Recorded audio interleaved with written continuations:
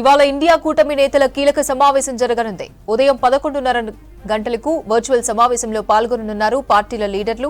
మీటింగ్లో ఇండియా కూటమి కన్వీనర్ ఎంపికపై చర్చించనున్నారు. అలాగే రాబోయే లోక్సభ ఎన్నికల్లో సీట్ల పంపకంపై ఒక నిర్ణయానికి రానున్నారు. దీంతో పాటు ఉమ్మడి ఎన్నికల కార్యాచరణకు ఓకే చెప్పే అవకాశం ఉంది. ఇండియా కూటమి భేటీకి సంబంధించి మరిన్ని అప్డేట్స్ మదార్ లైవ్ లో అందిస్తారు. మదార్, కూటమి భేటీ ఎజెండా ఏంటి? పర్ణ 11:30 ప్రాంతంలో ఈ భేటీ అనేది కూడా వర్చువల్గా జరుగుతుంది. ఈరోజు ఇండియా కూటమికి సంబంధించిన కీలక సమావేశం. లాస్ట్ టైం ఢిల్లీలో సమావేశం అయినప్పటికీ ఆ రోజు కన్వీనర్ పేరుకు సంబంధించి పూర్తి స్థాయిలో ఏకాభిప్రాయం రాలేదు. ఢిల్లీ సమావేశంలోనే మల్లికార్జున ఖర్గే, ఏఐసీసీ అధ్యక్షుడు మల్లికార్జున ఖర్గేని కన్వీనర్గా ఉండాలంటూ ఆమ్ ఆద్మీ పార్టీ అలాగే టీఎంసీ రెండు కూడా సూచించినట్టుగా తెలిసింది. కానీ దానికి ఎన్నికల్లో పోటీ, ఎన్నికల్లో గెలుపు వాటి అంశాలపైన ప్రస్తుతం ఫోకస్ చేయాలి. దాని తర్వాత కన్వీనర్ ఎవరు, లేకపోతే ఎవరు లీడ్ చేయబోతున్నారు అనే దానిపైన తర్వాత నిర్ణయం తీసుకుందామంటూ కూడా ఆ రోజు దాటవేశారు. కానీ ఈరోజు జరిగేటువంటి ఈ సమావేశంలో వర్చువల్ మీటింగ్లో రెండు ప్రధాన అంశాలు, ఒకటి కన్వీనర్ ఎంపిక, మరొకటి సీట్ షేరింగ్. ఈ సీట్ షేరింగ్ అంశము చాలా తలనొప్పిగా మారింది ఇండియా కూటమికి సంబంధించి నేతల మధ్య, పార్టీల మధ్య.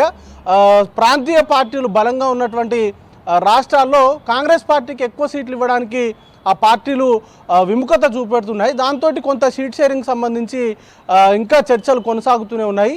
ఈ అంశాలన్నింటినీ కూడా సార్ట్అవుట్ చేయాల్సినటువంటి అవసరం ఉంది. మరోవైపు కన్వీనర్కి సంబంధించి ఎవరిని ఇండియా కూటమికి సంబంధించిన ఫేస్గా ఉండబోతున్నారు అనే దానిపైన కూడా రకరకాల ఊహాగానాలు నడుస్తూ ఉన్నాయి. అలాగే కొన్ని పార్టీలకు సంబంధించిన కీలక నేతలు, ముఖ్యంగా నితీష్ కుమార్ లాంటి నేతలు ఇండియా కూటమికి సంబంధించి ఫేస్గా, కన్వీనర్గా ఉండాలని కూడా ఆ పార్టీకి సంబంధించిన నేతల నుంచి ఒత్తిడి అనేది కూడా పెరుగుతూ ఉంది. దానికి సంబంధించిన చర్చ అనేది కూడా, అంటే కన్వీనర్ ఎంపికకు సంబంధించిన అంశము, అలాగే మరోవైపు సీట్ షేరింగ్ అంశము, ఈ రెండు అంశాలపైన ప్రధానంగా చర్చ అనేది కూడా నడిచేటువంటి అవకాశం ఉంది.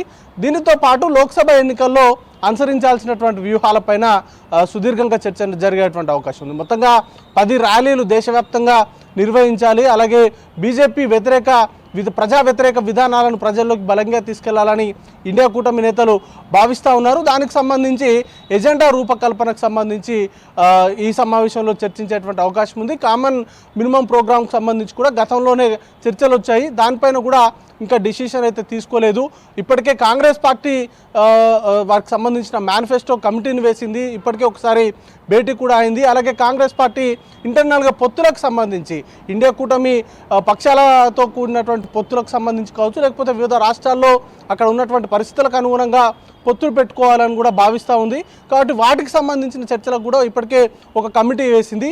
ఆ కమిటీ కావచ్చు, అలాగే రాష్ట్రాల్లో ఉన్నటువంటి తాజా రాజకీయ పరిస్థితులు, లేకపోతే కాంగ్రెస్ పార్టీకి ఉన్నటువంటి స్థితిగతులు అన్నింటినీ కూడా బేరీజ్ వేసుకుంటున్నారు. దానికి అనుగుణంగా సీట్ షేరింగ్కు సంబంధించి ఒక నిర్ణయం అయితే తీసుకోవాలని కూడా భావిస్తూ ఉన్నారు. ఈరోజు జరిగేటువంటి సమావేశంలో కీలకంగా 14 పార్టీలకు సంబంధించిన నాయకులు హాజరయ్యేటువంటి అవకాశం ఉన్నట్టుగా చెప్తా ఉన్నారు. టీఎంసీ దూరంగా ఉంటుంది. ఈ మీటింగ్కి సంబంధించి టీఎంసీ పాల్గొనబోవడం లేదంటూ కూడా ఇప్పటికే టీఎంసీ వర్గాల నుంచి సమాచారం అంతా ఉంది. ముందుగా ఉన్నటువంటి షెడ్యూల్ ప్రకారం ఈ మీటింగ్కి హాజరు కాలేకపోతున్నట్టుగా కూడా మమతా బెనర్జీకి సంబంధించిన పార్టీ నేతలు చెప్తా ఉన్నారు. కానీ కొంత డిస్టర్బెన్స్ అయితే ఉంది. పశ్చిమ బెంగాల్కి సంబంధించి 2 లేదా 3 సీట్లు మాత్రమే కాంగ్రెస్ పార్టీకి కేటాయిస్తామంటూ టీఎంసీ చెప్పడంతో అక్కడ ఉన్నటువంటి రాష్ట్ర నాయకత్వం పూర్తిగా వారి ప్రతిపాదనను తిరస్కరించారు. 2-3 స్థానాల్లో పోటీ చేసేందుకు వారు మాకు ఇచ్చేది ఏంటి అనేటువంటి క్వశ్చన్ కూడా రేజ్ అవుతూ ఉంది. అధీర్ రంజన్ చౌదరి ఇప్పటికే దీనిపైన ఘాటుగా స్పందించారు.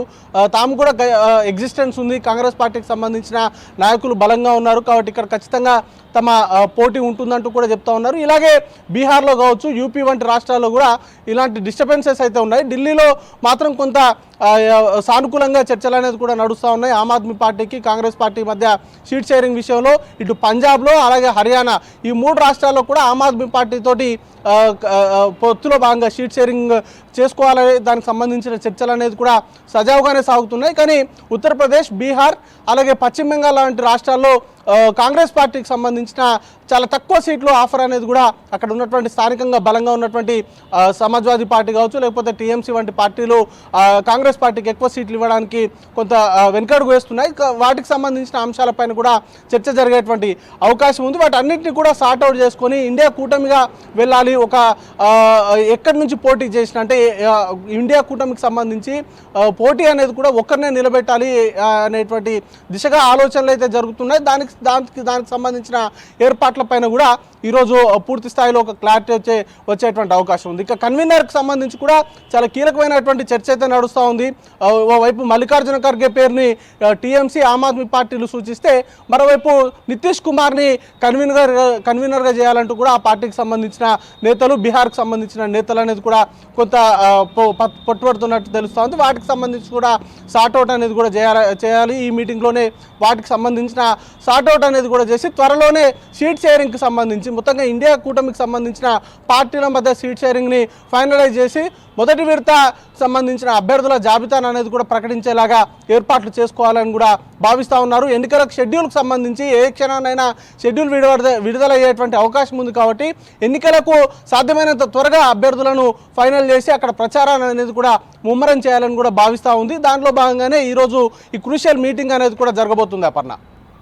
Right, thank you mother.